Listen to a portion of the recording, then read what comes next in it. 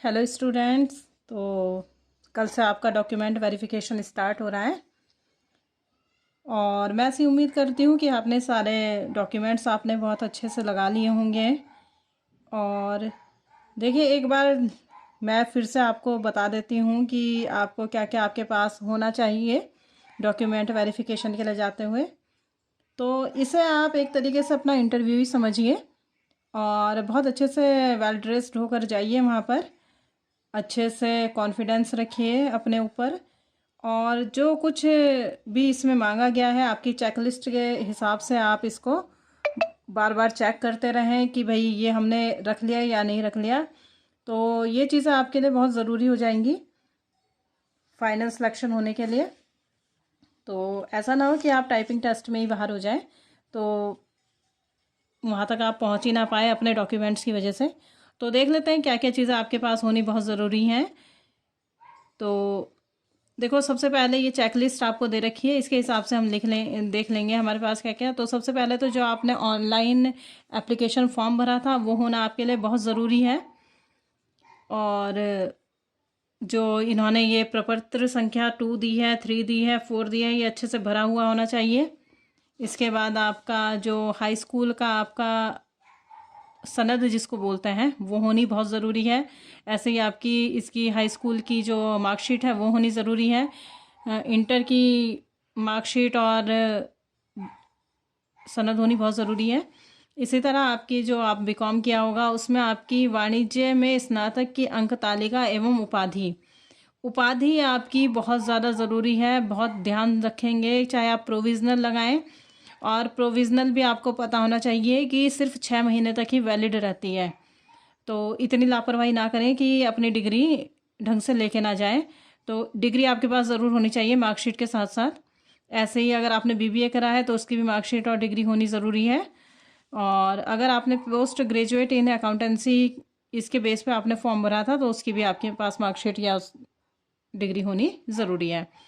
अधिमानी अहर्ता में आपने अगर इनमें से कुछ लगाया है, वैसे उस टाइम पे जब आपका फॉर्म फिल हुआ था तो राष्ट्रीय सेवा योजना का बी प्रमाण पत्र उसमें पूछा नहीं गया था, लेकिन अगर आपके पास है तो आप लगा दीजिए।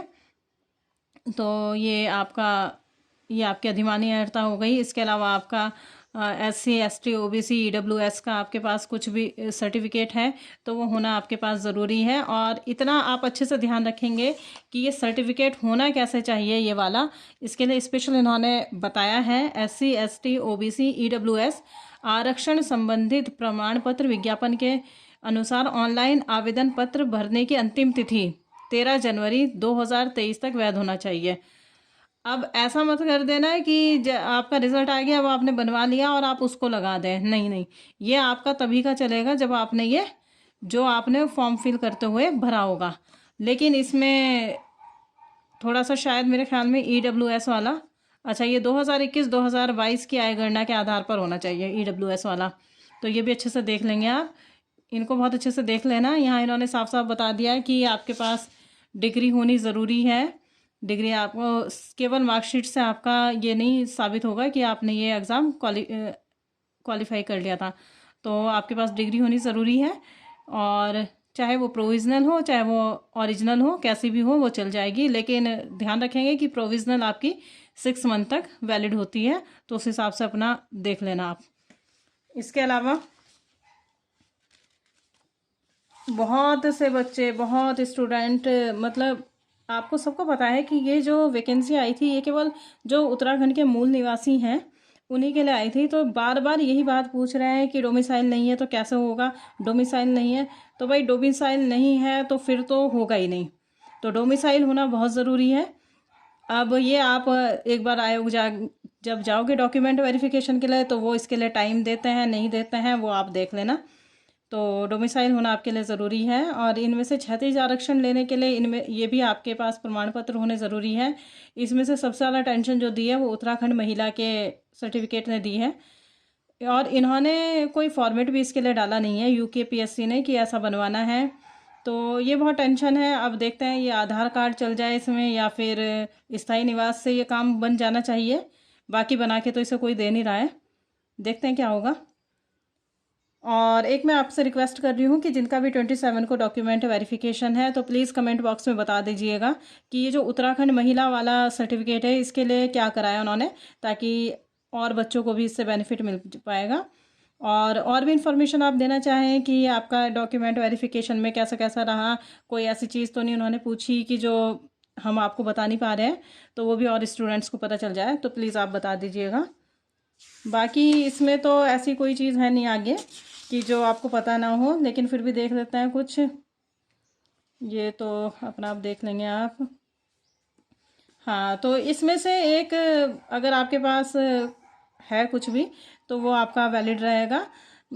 पहले मुझे शायद ये डाउट हो रहा था कि आपके पास ये होना ज़रूरी है एम्प्लॉयमेंट एक्सचेंज में नेम, लेकिन ऐसा नहीं है।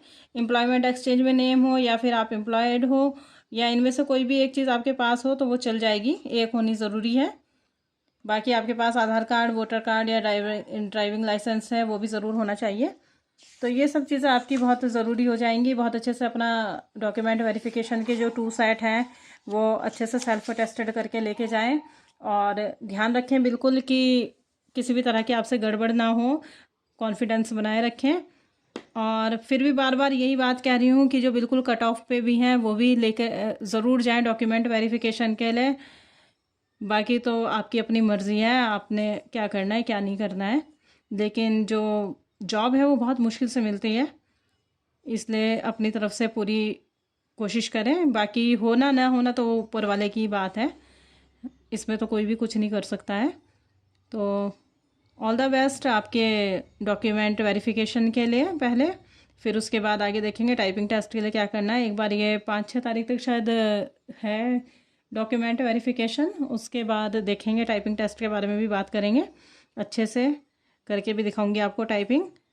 तो लगे रहिए, बहुत अच्छे से मेरी वीडियोस देखते रहिए, चैनल को सब्सक्राइब करिए और ज़्यादा से ज़्यादा शेयर कीजिए, ताकि जो मेरी सीरीज़ चल रही है असिस्टेंट अकाउंटेंट की आगे आने वाले एग्ज़ाम्स के लिए, तो उन्हें और लोगों को भी इससे बेनिफिट मिल सके, और जैसे आज आप लोगों ने सिलेक्शन लिया है वैसे ही और लोग भी इससे सिलेक्शन ले पाएँ मेरी सीरीज़ से। तो जो नेक्स्ट आने वाली वैकेंसी है उसके बारे में बात करेंगे अगली वीडियो में किसी दिन। तब तक के लिए बाय बाय, टेक केयर, अपना ध्यान रखें और पूरी तैयारी के साथ डॉक्यूमेंट वेरिफिकेशन के लिए जाएं। ऑल द बेस्ट, फिर मिलते हैं, बाय बाय।